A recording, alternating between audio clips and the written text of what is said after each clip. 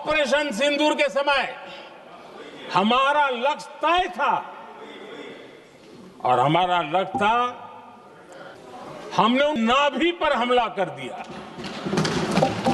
You cannot attack the military infrastructure. And Anil Chauhan ji must have the guts to say this. That my hands were tied behind my back and I was sent into a war and my enemy was told by my own government that we will not attack your air. That is what it means. When we say we don't want escalation, it means मैंने तप्पड़ मारा, दूसरा नहीं मारूंगा, तीसरा नहीं मारूंगा, चौथा नहीं मारूंगा. Why? Because the goal of this exercise was to protect the Prime Minister's image. आप कितने भी ऑपरेशन कर डालें, आप इस सच्चाई के पीछे छुप नहीं सकते, इसे नकार नहीं सकते। आपने उनको सुरक्षित नहीं किया। कुछ लोग सेना द्वारा दिए गए तथ्यों की जगह पाकिस्तान के झूठ प्रचार को आगे बढ़ाने में जुटे हुए हैं।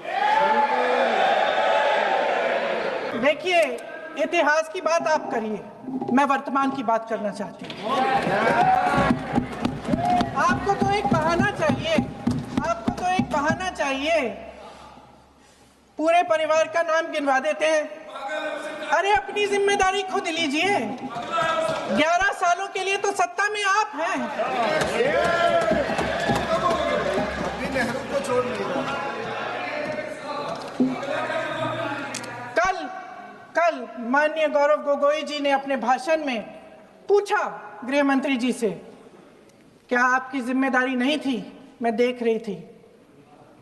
राजनाथ जी, रक्षा मंत्री जी यूं यूं अपना सर हिला रहे थे, कुछ बोले नहीं। अंदर से ये महसूस हुआ होगा कि यहाँ कुछ जिम्मेदारी थी, लेकिन माननीय गृह मंत्री महोदय जी हंस रहे थे, वे हंस रहे थे।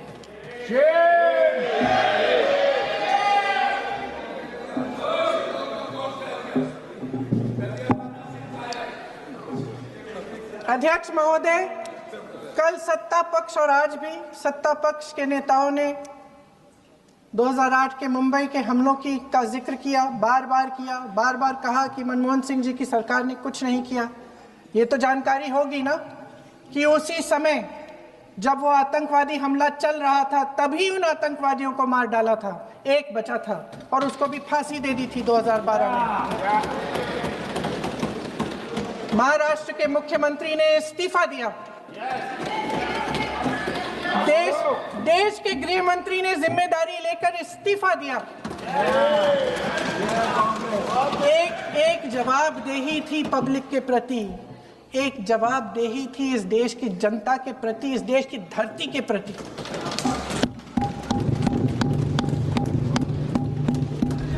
राजनाथ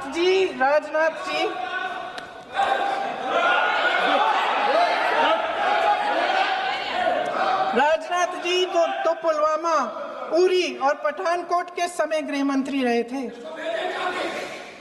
आज वे रक्षा मंत्री हैं और हमारे गृह मंत्री महोदय श्री अमित शाह जी के नाक के नीचे पूरा मणिपुर जल गया, दिल्ली में दंगे हुए, पहलगाम में हमला हुआ और आज भी वे उसी पद पर बैठे हैं। क्यों?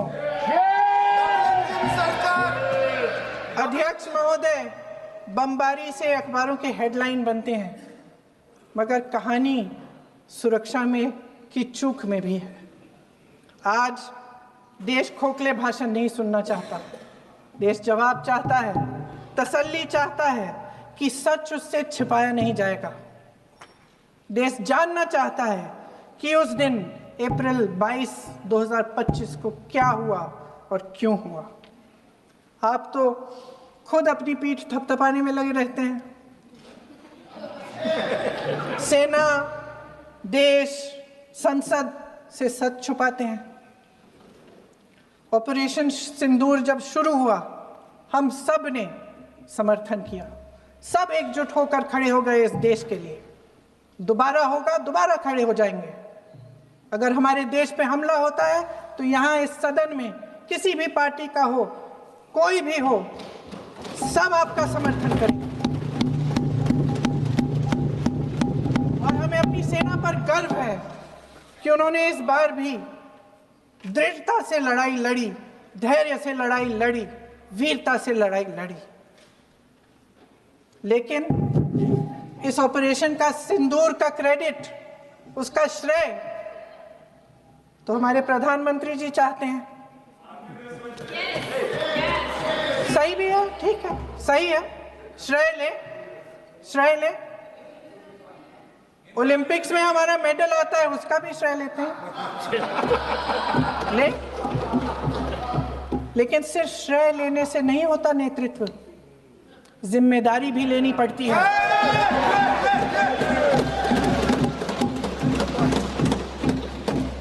देश के इतिहास में ये पहली बार हुआ, देश के इतिहास में ये पहली बार हुआ कि जंग होते होते ही रुक गई है जी। और इस रुकावट का ऐलान हमारी सरकार, हमारी सेना नहीं करती, अमेरिका के प्रेसिडेंट करते हैं, अमेरिका के राष्ट्रपति करते हैं। ये हमारे प्रधानमंत्री महोदय की गैर जिम्मेदारी का सबसे बड़ा प्रतीक है।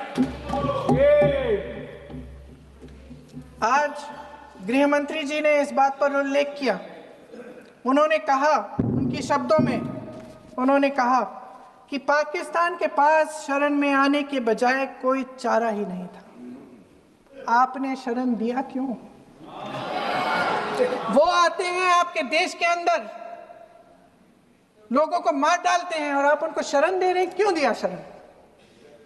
इसका जवाब क्यों नहीं दिया एक भी भाषण में? जैसे ये बात उठी, शरण की बात की, हमारे गृह मंत्री जी ने इतिहास में चले गए। नेहरू ने क्या किया, इंदिरा गांधी ने क्या किया, यहां तक कि मेरी मां के आंसुओं तक चले गए।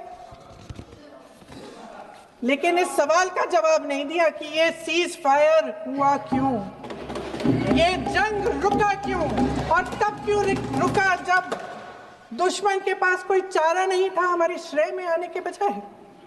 क्यों रुका ये जंग? इसका जवाब नहीं दिया। धन्यवाद। आप देंगे?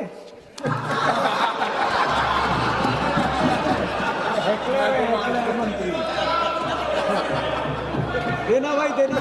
आपको टाइम मिलेगा तो, टाइम नहीं मिलेगा आपको शायद। वैसे महोदय, मेरी माँ की आंसू की बात किए, मैं इसका जवाब देना चाहती हूँ। मेरी माँ के आंसू तब गिरे जब उनके पति को आतंकवादियों ने शहीद किया, जब वे मात्र 44 साल की थी। और आज अगर मैं इस सदन में खड़ी हूं और उन 26 लोगों की बात कर रही हूं, मैं इसलिए कर रही हूं क्योंकि मैं उनका दर्द जानती हूं, महसूस करती हूं।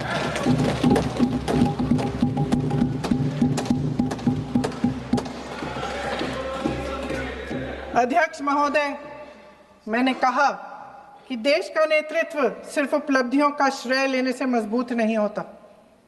सफलता और विफलता दोनों की जिम्मेदारी लेने से बुलंद होता है। ये सोने का ताज नहीं है, कांटों का ताज है। अध्यक्ष महोदय, जब सरकार झूठी और कायर हो तो वे बहादुर से बहादुर सेना के साहस और पराक्रम को भी कमजोर कर देती है। देश को प्रतिशोध के साथ साथ सबके प्राणों की रक्षा का प्रण चाहिए। सेना की शक्ति के साथ सरकार की सच्चाई भी चाहिए।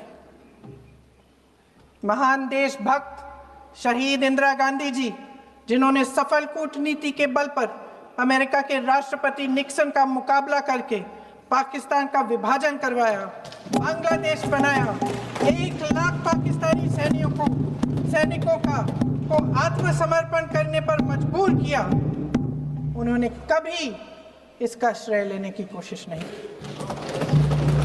ऑपरेशन सिंदूर का मकसद अगर पाकिस्तान को सबक सिखाना था तो शायद ये मकसद अभी अधूरा है, क्योंकि हमारी कूटनीति विफल रही है।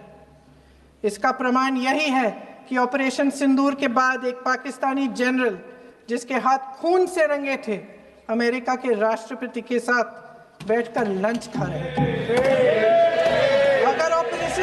अगर ऑपरेशन सिंदूर का मकसद आतंकवाद को खत्म करने का था, तो पाकिस्तान को संयुक्त राष्ट्र के आतंकवाद विरोधी समिति का अध्यक्ष चुने जाने से इस मकसद को धक्का लगा है।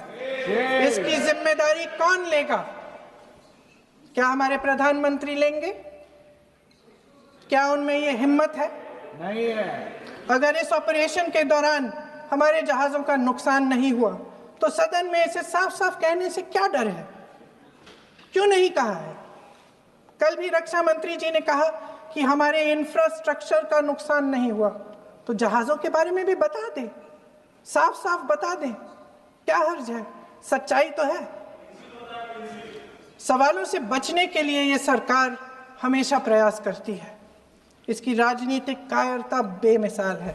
आप बोलिए, अब आराम से बोलिए। JS चंद्रमौली, यतीश परमार, S मधुसूदन राव, सदस्य नारेबाजी का सदन नहीं है। शैलेश कलाटिया, ये तरीका ठीक नहीं है आपका। मंजुनाथ राव, कौस्तभ गणबोटे, शुभम द्विवेदी,